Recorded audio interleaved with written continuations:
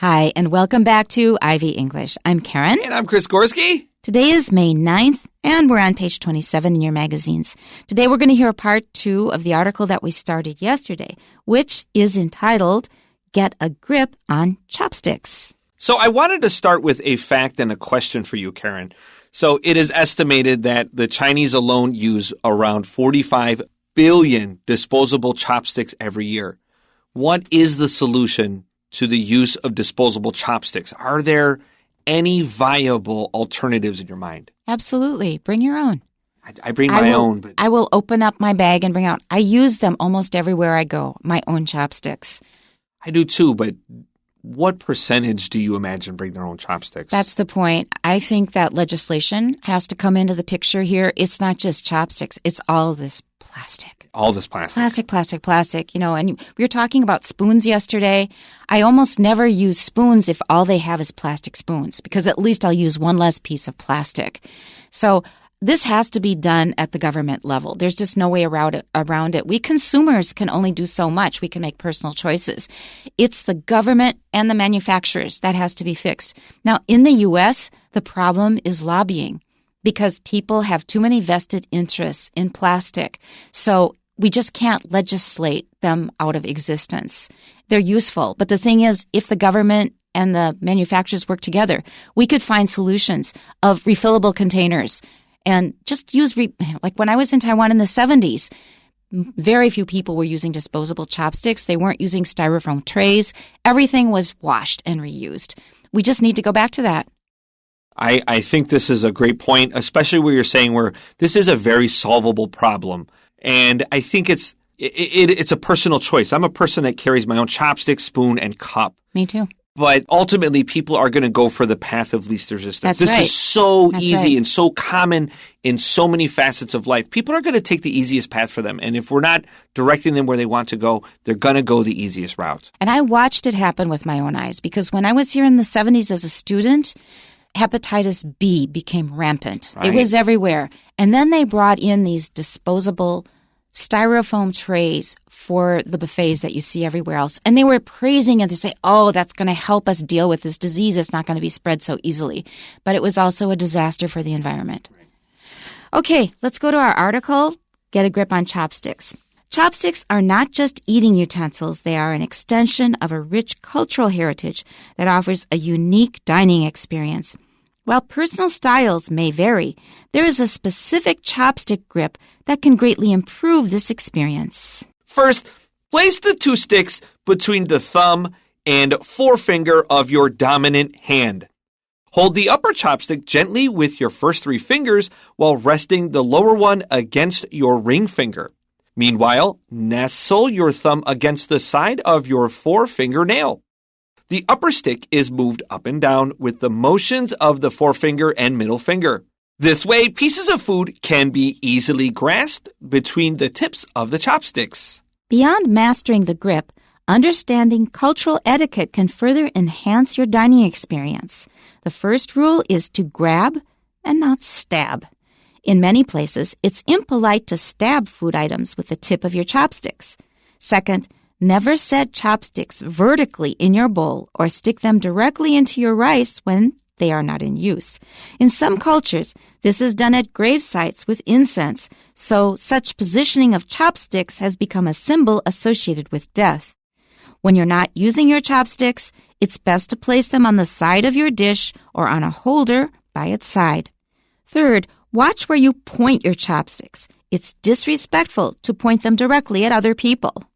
By sticking to these guidelines, you not only show respect for the cultural traditions associated with chopsticks, but also enrich your overall dining experience. This is an example of what Chris was talking about yesterday. So all of these things are things that pretty much, I'm guessing, almost all of our listeners will already know these things.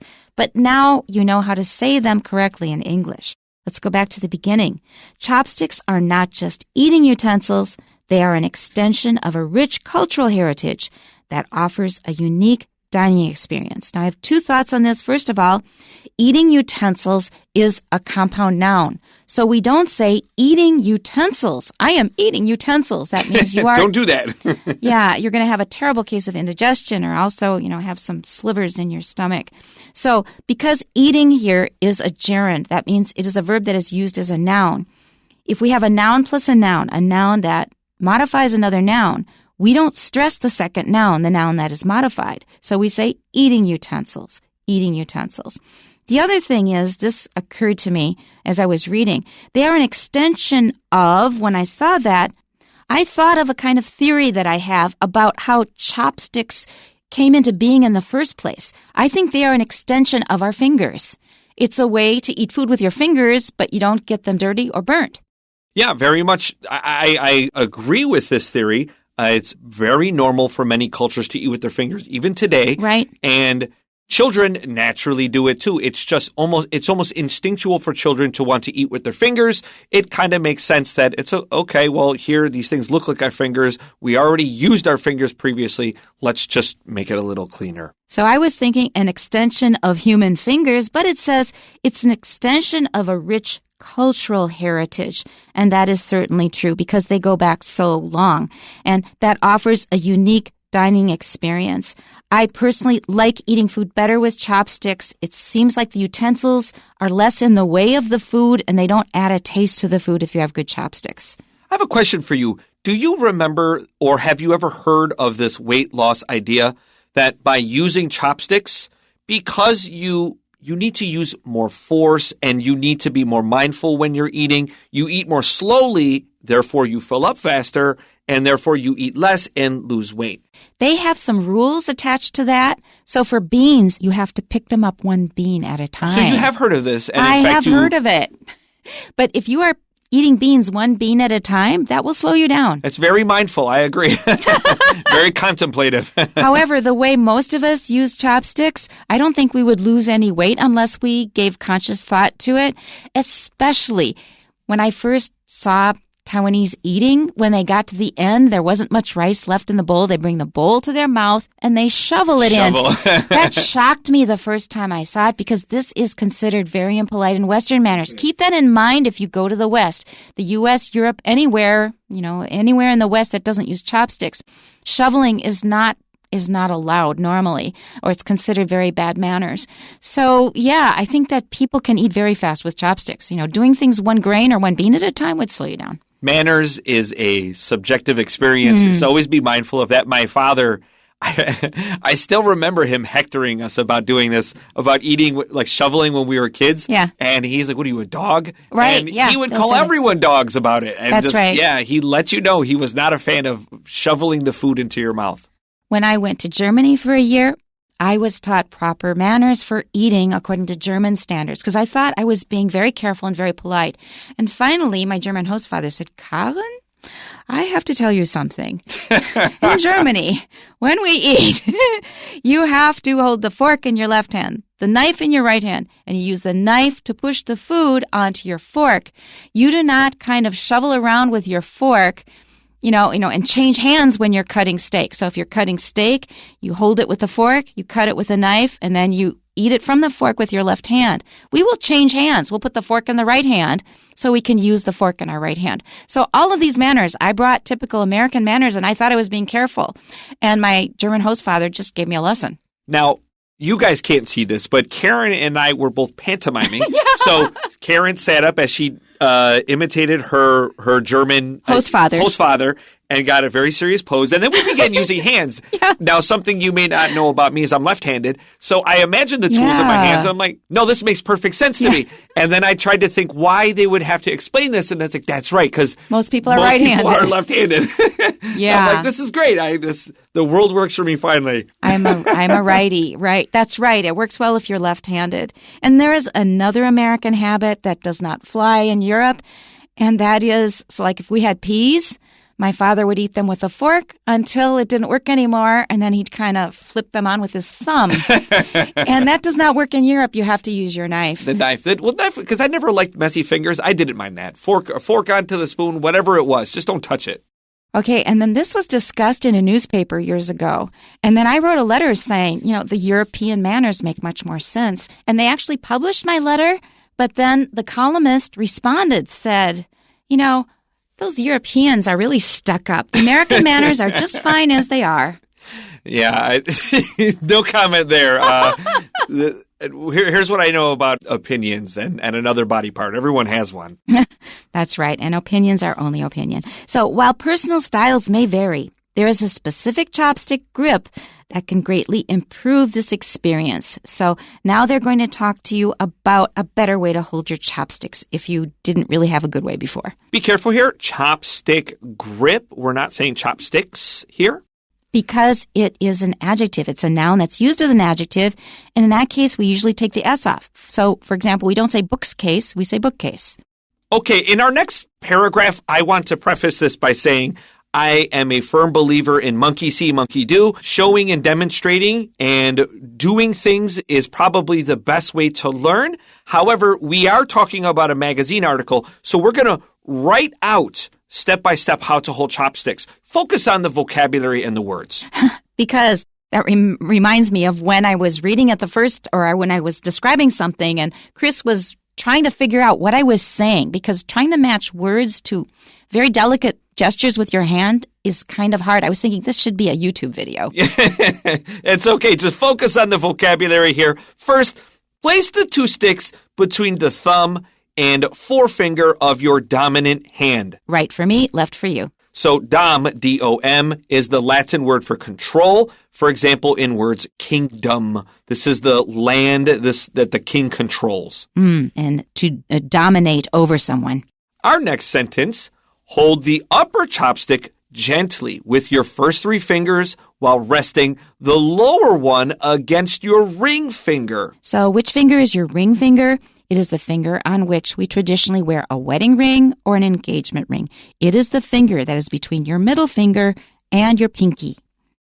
All right, let's go to our next sentence.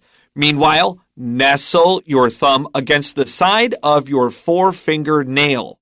Nestle is a really cute word, and that TLE at the end kind of is a diminutive. It means something kind of cuddly and cute. So I think, first of all, of a baby cuddling up to his or her mother and settling in. So you nestle in. That means you kind of move around a little bit until you're comfortable, and then you just sit there and it's very comfortable. That's right. And if you know what a nest is, N-E-S-T, this is the same root word. If you have ever seen a bird sit in their nest, it's usually really fat and fluffy in it to keep the eggs warm. So nest and nestle, of course, are related. You put something inside an enclosed, fluffy, warm space. The upper stick is moved up and down with the motions of the forefinger and the middle finger. Again, something that would be much better in a YouTube video. This way, pieces of food can be easily grasped between the tips of the chopsticks. Right, so you have to keep them apart. There needs to be kind of a distance there for you to be able to pick things up. And when people are first learning to use chopsticks, at least in the West, that's often where they make a mistake. They hold the chopsticks too close together. I'm trying to imagine, so I have when I need to do powerful movements, like throw a ball or open a door, I use my right hand. Anything with delicacy, I use my left hand. Yeah. That's right. And I'm trying to feel like golfing, I can do either. Baseball, I can do either because there's a little bit of fine movement and there's power. Wow. But chopsticks, I feel like I'm probably going to be just strictly left-handed, but it doesn't feel awkward as I imagine it. I didn't bring chopsticks. You can try it out when you go home. I'm going to try it out, but it feels like it's not quite there mentally for me. That's really interesting, the difference between lefties and righties. Okay, our next paragraph. Beyond mastering the grip, understanding cultural etiquette can further enhance your dining experience. And this is a story I hear so often from foreigners soon after they arrive in Taiwan. They will just stick their chopsticks in their rice, and the people around them will be horrified and inform them of why it's not a good idea. So this reads just like advice that foreigners would get online when they're saying, hey, if I go abroad, I'm going to be visiting friends or whatever. What are some dumb things not to do? And this reads just like one of those advice columns. Exactly. Like this is like almost pulled straight from out of a tour guide manual. And it's an important piece of advice because of the taboo we have on death. So we have the word etiquette here, and it's so appropriate in the setting. So etiquette just means manners. Of course, you need an S there. And etiquette is French for a little list. And the word etiquette came from the idea that when you were visiting the powerful French kings, that there were all sorts of rules that you normally didn't observe in everyday dining settings. But if you did this in front of the king would not have you back, and this would be very bad for you politically. So there was this little book they would hand you of all these rules, and you better follow them. And so this word etiquette, meaning literally small list, was just a whole bunch of rules you better pay attention to, or the king's going to get angry at you, and whatever you want, you're not going to get. It also means label. I learned that in Germany. Yeah, they got it from French.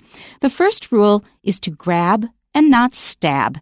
And they're being a little clever with the rhyme here. To grab, that means you can grab it. Grab wouldn't be the best word here because it doesn't sound polite. It means you're going after it like you're trying to keep it from someone else. But grab, that just means take it with the chopsticks, but don't stab the food. That means stick your chopstick into the food. You make a good distinction here, too, because grab is not the best word choice here, but because it rhymes, it's more likely to stick in the mind of the person reading that doesn't know this. And this is so common online. If it rhymes, it must be true. And so you'll try very hard when you're making a point. It chimes. If you can make something rhyme, people will take credence in whatever you say. So if you're very witty, you always are looking for that rhyme when you're trying to stick something in people's faces. But sometimes you should avoid it because it will be distracting as well. In many places, it's impolite to stab food items with the tip of your chopsticks. We've already mentioned that. Second, never set chopsticks vertically in your bowl or stick them directly into your rice when they are not in use. And we've already talked about that. You actually mentioned something. You told me something very clearly. I don't have children. And when I said it's impolite to stab your food with chopsticks, like, why are you stabbing food with two chopsticks? Just use one, right? If you were to stab food with a chopstick, just use one. It's just as effective. But you told me something. Yeah, children do it. Children do it. I don't have little kids. I've never needed to teach children table manners for like how to use chopsticks because I teach somewhat older kids. And if they're eating like in a ridiculous way, I just laugh at them and they fix themselves. In some cultures, this is done at grave sites with incense. So such positioning of chopsticks has become a symbol associated with death. And there is a big taboo on death in the West as well as in Chinese culture. The word incense is Latin that literally means something is burnt, and it's related to the word fire. Like, for example, incendiary comments. These will make people really mad, and they will have a big reaction. So incense, incendiary, again, this is Latin for something that is burnt. Incinerator is a place where you burn things. When you're not using your chopsticks, it's best to place them on the side of your dish or on a holder by its side. And if you don't have a holder, you can use a piece of tissue or a napkin. Third, watch where you point your chopsticks. It's disrespectful to point them directly at other people. That's like pointing at somebody with scissors because it can be a weapon. I was aware of this, but I had never really seen it happen until recently. I saw a shocking video of a crime that was committed. There were two people, they were obviously drunk, and they were having an argument, and he began getting very forceful with his argument, and he wasn't just gesturing with his chopstick. I mean, he was practically stabbing at the person with them. That's scary. And it was very aggressive, and of course it turned very violent after that. But to see that in that very aggressive fashion, I had known this, but I had never observed it, and so I wasn't sure, like, if you're waving chopsticks, I understand this is a little bit impolite, but it's not too much. It looked very much, I could see how a chopstick could be viewed as a weapon when used in this fashion.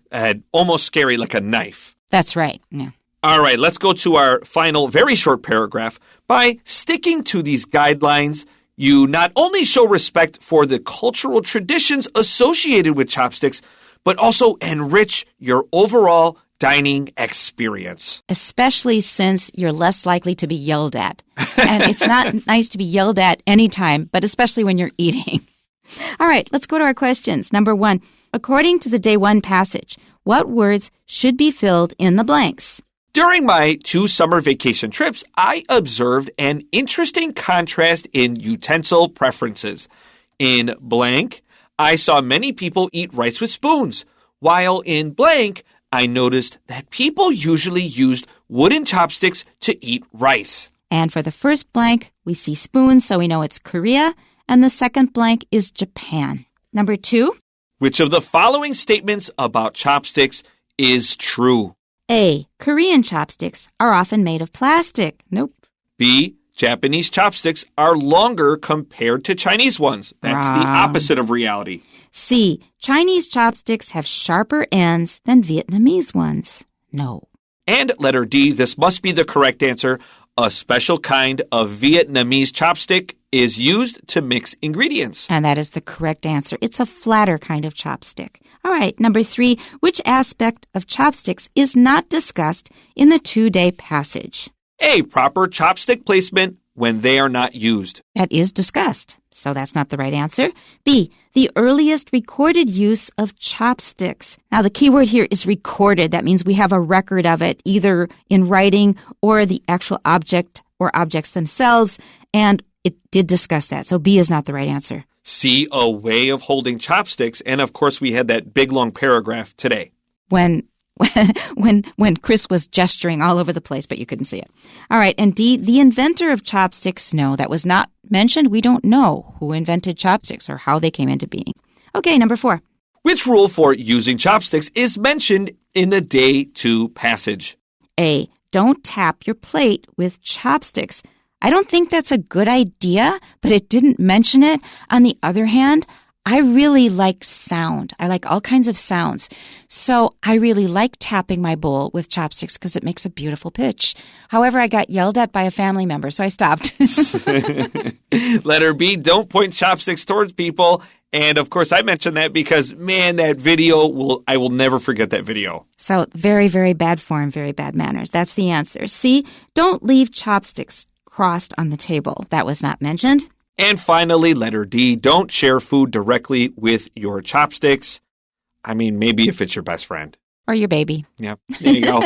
Okay. All right, before we go, we talked about chopsticks. And of course, I told you yesterday, the king of utensils is, of course, the spoon. And that leaves the humble fork. Mentally, quick question for you. How many tines, that's the little pointy things, how many tines are there on a traditional fork? The answer is 4, but that wasn't always the case. The fork has been around for about 3,000 years. That's roughly about the same time we found those early bronze chopsticks. However, those were strictly used as cooking tools. People just usually ate with their hands, or they would use bread to scoop food up. Forks didn't become common until about the 1300s in Italy, and of course it was pasta that made forks more popular. However, as is always the case in the universe, the Roman Catholic Church frowned upon forks and deemed them unmanly. And there's one more thing about forks. Okay, fork over that money you owe me, Chris. That means give it over now. Yeah, to fork out for something, that means to pay for something. That's all we have time for today. We'll see you next time. Bye-bye. Take care.